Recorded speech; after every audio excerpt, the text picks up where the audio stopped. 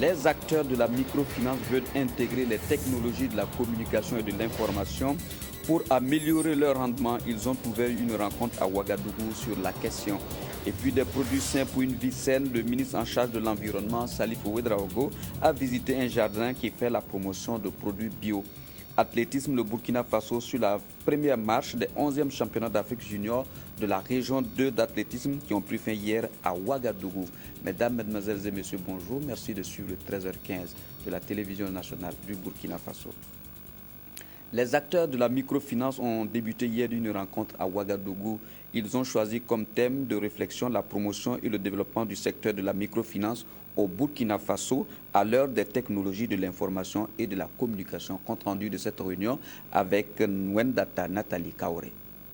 Les acteurs intervenant dans le domaine de la microfinance veulent désormais faire des technologies de l'information et de la communication un outil pour renforcer l'inclusion financière au Burkina Faso. Pour eux, au regard du niveau élevé d'utilisation des TIC, telles que la téléphonie mobile par les populations, il y a des opportunités à saisir pour consolider l'accès des populations aux services financiers de base. Sur 100 personnes, 40 personnes ont accès à l'utilisation des TIC. Les TIC, notamment les téléphonies mobiles. Et si nous comparons cette accessibilité à l'accessibilité au secteur de la microfinance qui est actuellement de 30%, nous voyons qu'il y a un gap de 10 points qu'il faut combler. Et nous pensons que les TIC peuvent servir comme moyen et au système financier décentralisé pour permettre aux populations reculées, aux populations rurales notamment, d'avoir accès aux services et produits financiers. La microfinance, destinée aux populations qui sont en marge du secteur financier classique, a déjà eu des impacts significatifs sur la vie des populations. Selon les acteurs du domaine, la microfinance a permis à ses bénéficiaires de rehausser le niveau de leurs revenus et d'améliorer leur capacité à épargner. Sur le plan social, elle a eu des incidences positives sur l'éducation des filles, l'accès aux soins de santé et à la création d'emplois. À ce 6e cadre national de concertation des acteurs de la microfinance, les échanges seront donc orientés vers la recherche de voies et moyens pour nouer des partenariats entre les secteurs de la téléphonie mobile et ceux de la microfinance. Toute chose qui permettra davantage de sortir de nombreuses populations de la pauvreté. Du matériel informatique d'une valeur de 262 millions de francs CFA pour 4 départements ministériels. C'est un don de la Chine-Taïwan à notre pays. Ce geste qui s'inscrit dans le cadre de la coopération entre Taïwan et le Burkina Faso va contribuer à améliorer les conditions de travail des fonctionnaires. Reportage de Bouma Ernest Nébier.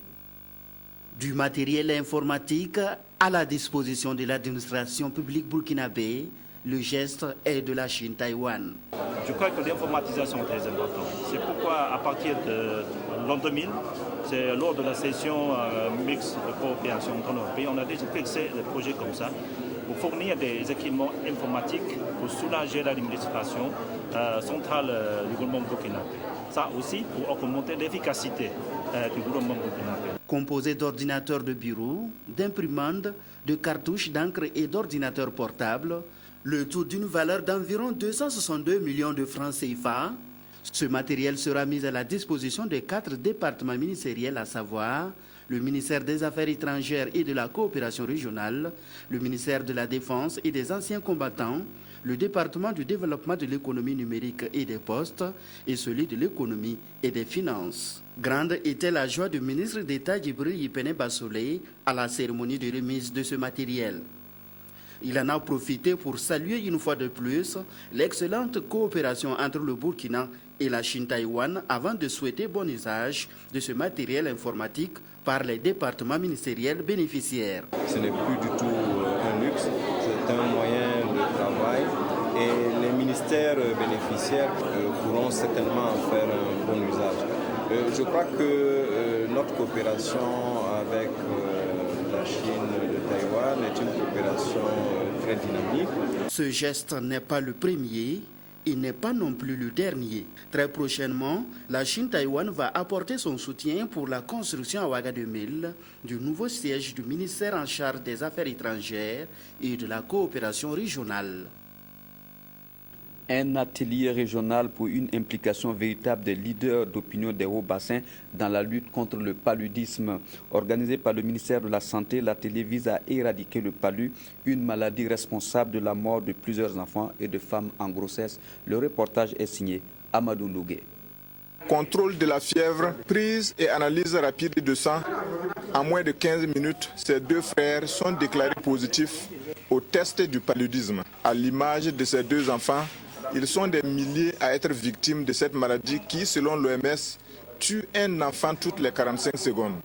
Et cet atelier de Bobo Dioulasso plaide en faveur de l'implication des leaders d'opinion dans la lutte contre le paludisme.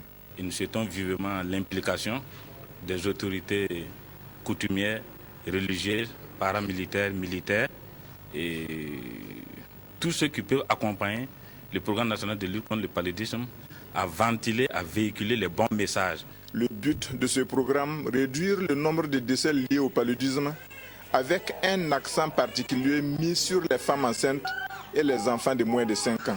La région des Hauts-Bassins, à l'instar des autres régions du Burkina, subit l'influence négative de cette maladie-là. Et c'est en ce sens que le paludisme constitue la première cause de consultation dans nos formations sanitaires, dans l'ordre de 60% environ.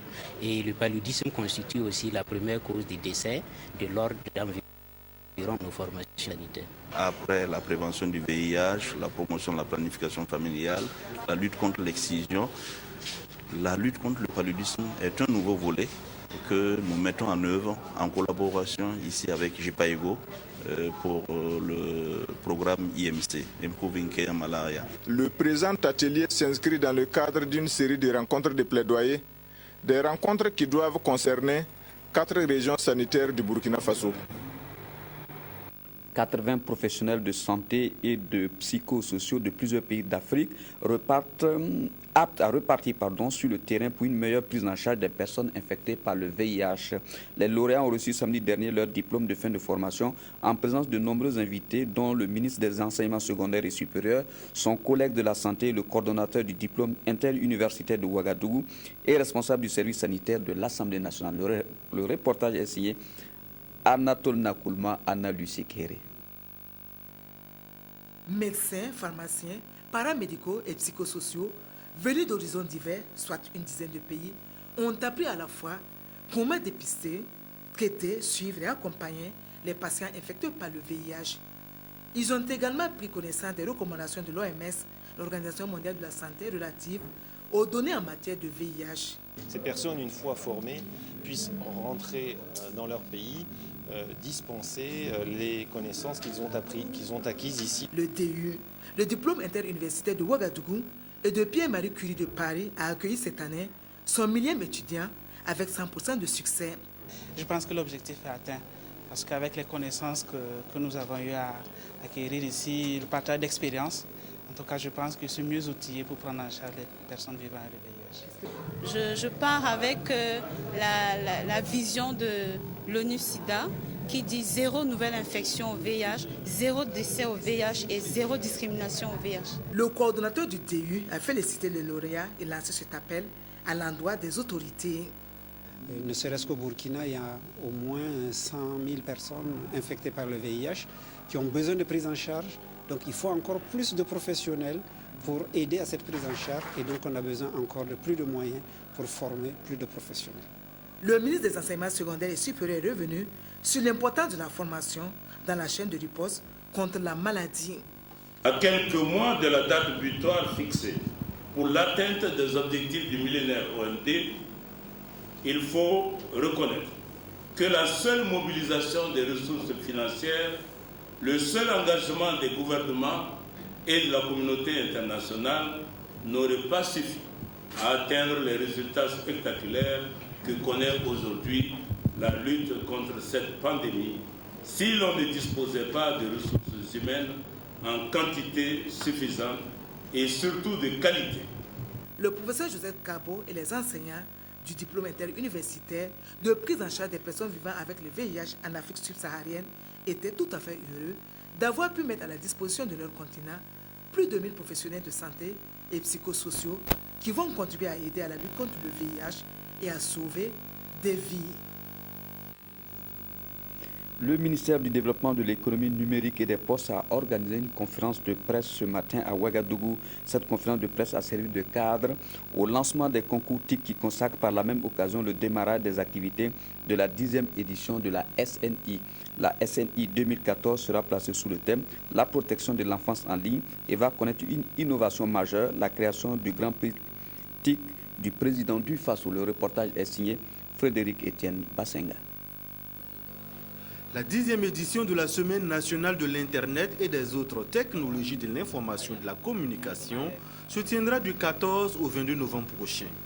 À cet événement majeur, dont l'objectif est de susciter l'engouement des populations pour les TIC et de favoriser leur appropriation sociale, économique et administrative, les acteurs du domaine vont surtout réfléchir autour de la thématique « La protection de l'enfance en ligne ». L'utilisation de l'Internet expose de plus en plus nos enfants à de nouveaux dangers qui leur sont préjudiciables. Cette vulnérabilité particulière interpelle au plus haut niveau non seulement les acteurs du secteur des TIC, mais tout naturellement tous ceux qui sont dévoués à la protection de l'enfance. À travers cette thématique, le ministère du Développement de l'économie numérique et des postes entend engager avec toutes les parties concernées, acteurs du monde des TIC et de la protection de l'enfance, pour mettre en commun nos efforts afin de garantir aux enfants du Burkina Faso la possibilité d'avoir des activités en ligne sûres, sécurisées et constructives. L'innovation majeure cette année, c'est la création d'un prix dénommé le Grand Prix des TIC du président du Faso.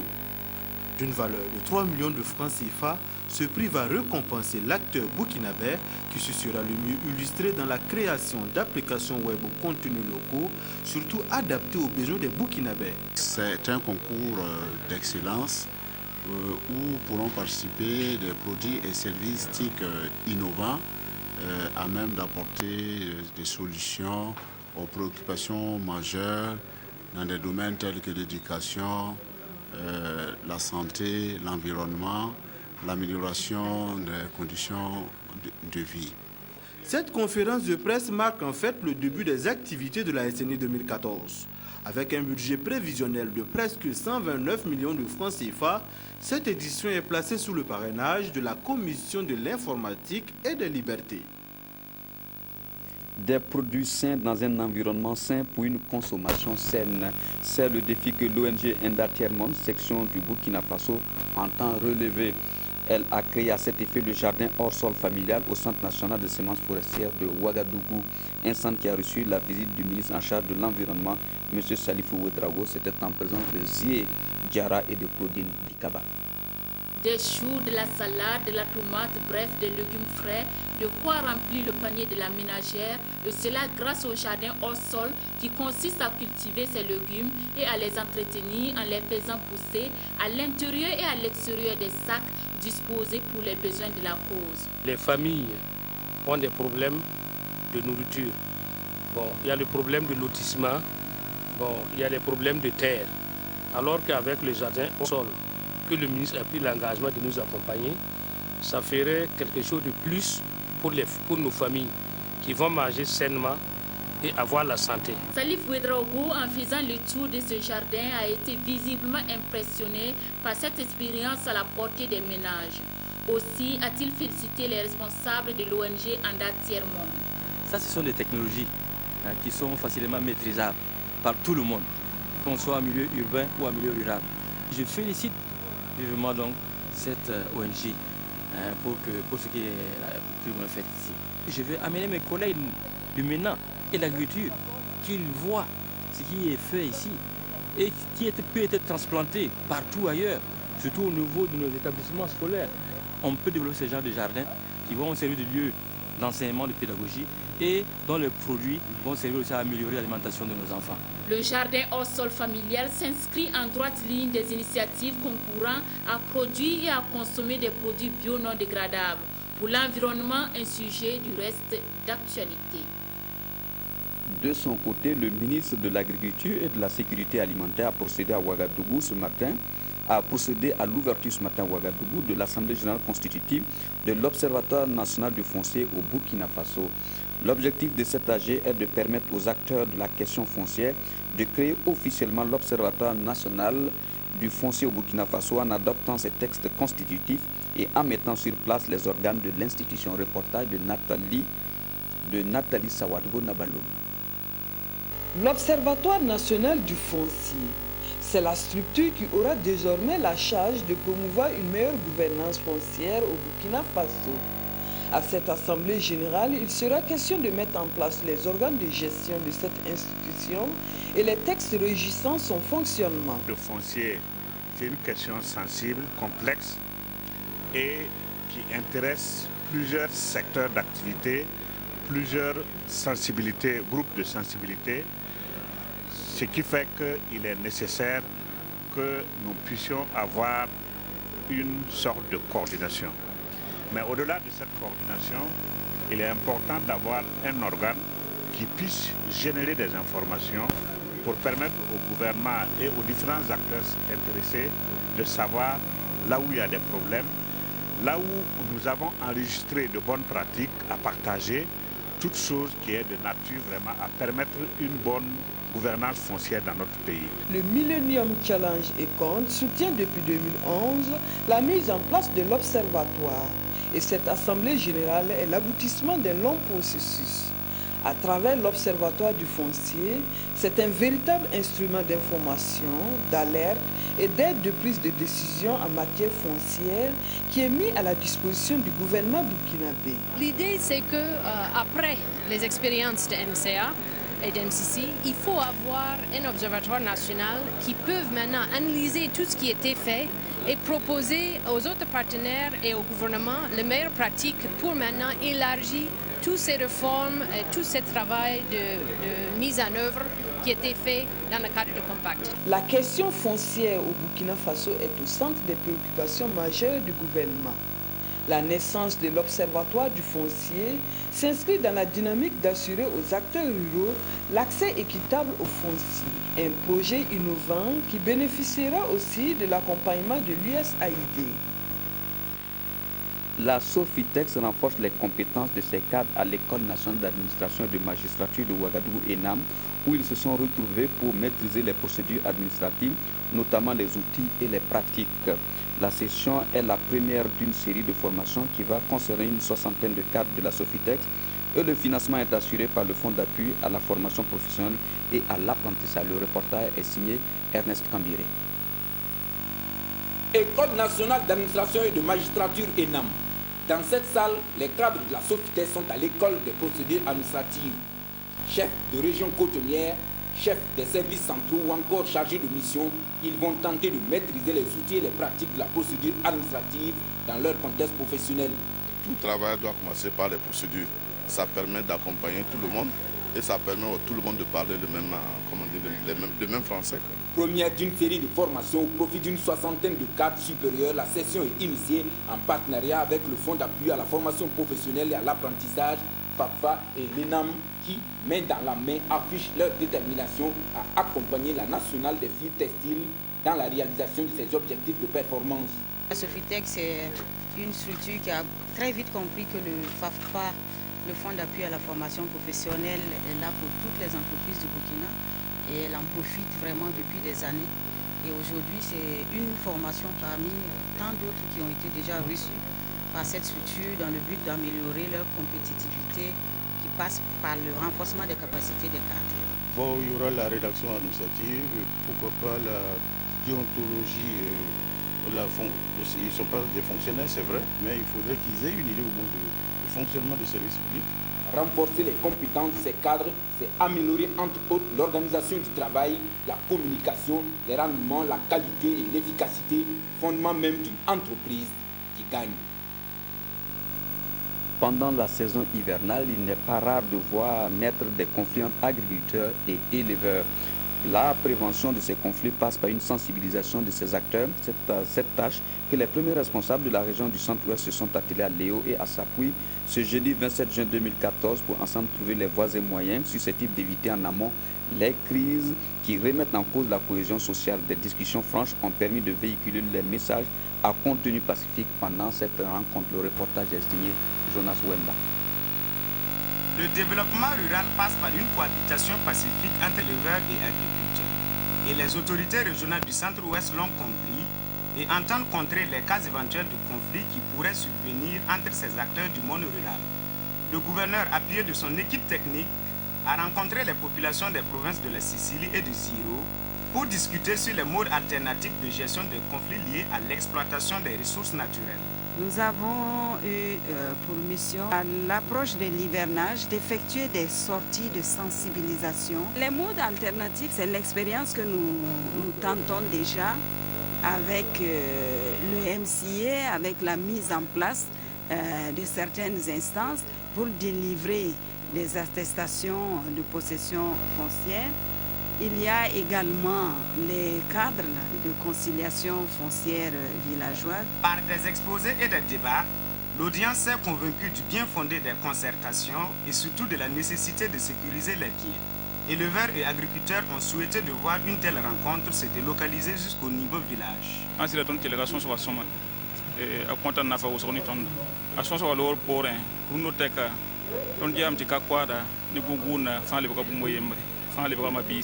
On a écouté ici et ce qu'on a appris ici déjà. C'est une occasion pour nous en tout cas que chacun se met en tout cas dans la danse pour que, quel que soit en tout cas ce qui va arriver, pour qu'il y ait en tout cas une entente. Était présent aux échanges le président du tribunal de grande instance de Léo, Moriba Traoré. Il a salué l'initiative des autorités qui pourrait être une opportunité pour la justice de mieux faire comprendre ces décisions relatives aux fonciers. Les présentes concertations se déroulent après celles tenues dans le Burkina et le Sangui. La Fédération du Canada a 147 ans. L'événement a été célébré le 1er juillet à Ouagadougou, où l'ambassadeur Ivan Roberts a fait un rappel historique de cette commémoration. Reportage de Claudine Bikaba. Les hymnes nationaux du Burkina et du Canada ont résonné en son et en images à la célébration du 147e anniversaire de la Confédération du Canada. En effet, le 1er juillet est commémoré par tous les Canadiens du monde entier et ceux du Burkina n'ont pas voulu être en marge de cette fête nationale dénommée Canada Day. L'ambassadeur du Canada a prononcé un discours à l'occasion dans lequel il a fait un bref historique de cette date et a mis l'accent sur les relations entre le Burkina et son pays. Aujourd'hui, j'ai fait un discours pour la Fête du Canada où je voulais vraiment marquer les relations entre le Canada et le Burkina Faso, et plus particulièrement le renforcement et l'amélioration et l'approfondissement des relations entre nos deux pays. J'ai parlé du domaine de la commerce, de l'aide au développement, de la francophonie et de notre intérêt mutuel dans les valeurs comme la démocratie, la paix, l'état de droit. Pour preuve de cette coopération à succès, un accord de protection et de promotion des investissements étrangers signé des deux pays. Le Burkina, ciblé par le Canada, pour faire partie du groupe qui bénéficiera de 90% de l'aide bilatérale canadienne, une coopération jugée satisfaisante. Et nous notons beaucoup d'intérêt que dans le domaine économique, le Canada est aujourd'hui un grand partenaire. Vous savez qu'il y a beaucoup de sociétés minières qui sont installées, mais au-delà, il a parlé du secteur de l'énergie, qui est un gros projet important. Vous savez à quel point l'énergie est une préoccupation au Burkina Faso. C'est vous dire que le Canada aussi s'aligne sur les priorités du Burkina. C'est une coopération qui aussi se fait dans le cadre des intérêts du Burkina. C'est en cela qu'il faut célébrer cette coopération. Cette fête s'est donc déroulée dans une ambiance de convivialité et dans l'esprit du renforcement des liens qui unissent les deux peuples. Le lieutenant-colonel Jean-Jacques Luciani, attaché de défense et chef de mission de coopération militaire de défense auprès de l'ambassade de France à Ouagadougou, est en fin de mission au Burkina Faso. Pour lui rendre un hommage, les autorités militaires ont organisé une cérémonie de remise de décoration à son endroit le mercredi 2 juillet 2014 au mess des officiers. Reportage de Bouma Ernest Nebier. Après 3 ans passés comme attaché de défense français, le lieutenant-colonel Jean-Jacques Luciani quitte le pays des hommes intègres pour d'autres fonctions en France. Et le Burkina lui est reconnaissant pour ses multiples actions. Il est ainsi distingué de la médaille d'officier de l'ordre national. Il a pu nous faire bénéficier de programmes de formation et d'entraînement avec le soutien des éléments français de Dakar, du Sénégal, les EFS. Et aussi, nous avons eu des relations exemplaires. C'est la première fois d'ailleurs, vous vous souvenez, qu'un chef d'état-major burkinabé a été accueilli à Paris par son homologue français au mois d'octobre. Et je pense que ça, c'est à mettre aussi à son crédit. Donc, les relations qui étaient excellentes ont connu un grand essor. Le lieutenant-colonel Jean-Jacques Luciani, durant son séjour, a joué un rôle important dans de nombreuses activités militaires entre les deux pays. C'est un officier satisfait qui rejoint son pays. C'est aussi les différents projets et dans le domaine professionnel que nous avons pu développer avec le ministère de la Défense et l'état-major général des armées, où, comme vous le savez, la coopération française avec le Burkina est ancienne, mais nous avons un partenariat élargi et nous avons des actions qui sont maintenant totalement efficientes. Le chef d'état-major général des armées, le général Honoré Nabélé Traoré, a souhaité voir se concrétiser de nombreuses actions de coopération militaire entre la France et le Burkina. Du sport à présent, les lampions se sont éteints hier soir sur les 11e championnats d'Afrique junior de la région 2 de la Confédération africaine d'athlétisme. Après 48 heures de compétition dans les 16 épreuves, c'est le Burkina Faso avec 10 médailles d'or qui termine en tête du classement final devant les 9 autres pays participants. Le reportage est signé Victorien Marielle. 10 pays, près de 200 athlètes engagés dans 16 épreuves. Les 11e championnats d'Afrique junior de la région 2 de la Confédération africaine d'athlétisme ont tenu toutes les promesses. Le premier sport olympique continue donc de mobiliser la jeunesse africaine et le rendez-vous de Ouagadougou atteste de la bonne santé de cette discipline sportive dans la région 2. Athlètes béninois, capverdiens, ivoiriens, libériens, mauritaniens, maliens, nigériens, sénégalais, togolais et burkinabés ont 48 heures durant donné le meilleur d'eux-mêmes. Il est à noter que la Côte d'Ivoire, par l'entremise de son trio, Arthur Gueye Cissé, Chambi Oriel et Massana Cissé, a dominé les épreuves de sprint et de fond. Même base, par contre, du Sénégal sur les relais hommes et femmes et les demi-fonds par Nafi Mané, Fatou Badji, Djibril Dambélé et Daniel Indjan. Je tiens aussi à remercier le comité d'organisation burkinabé qui nous a mis dans des conditions vraiment excellentes. Et vraiment, je tiens à remercier une fois de plus, c'est vraiment une réussite totale de ces championnats. Il faut que les jeunes se rendent compte. Si nous avons ces compétitions récemment, nous pouvons vraiment faire progresser l'athlétisme sénégalais en général.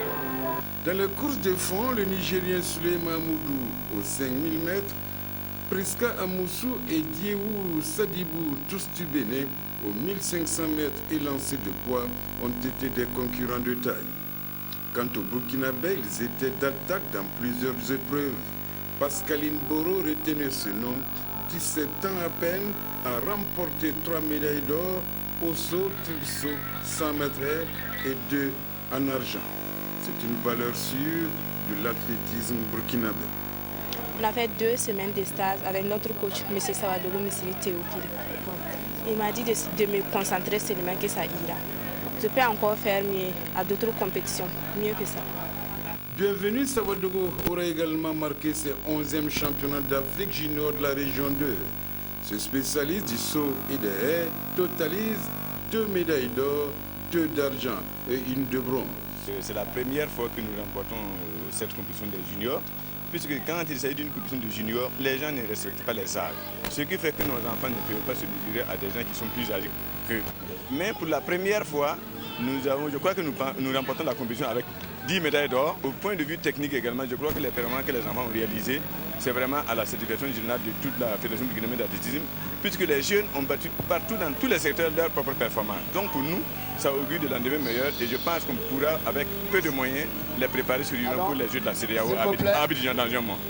Avec 10 médailles d'or, 10 en argent et 12 en bronze, soit 32 médailles au total, le Burkina Faso se classe en tête du tableau des médailles à l'issue de ses 11e championnats d'Afrique junior, devant le Sénégal avec 16 médailles, dont 8 or, 4 argent et 4 de bronze.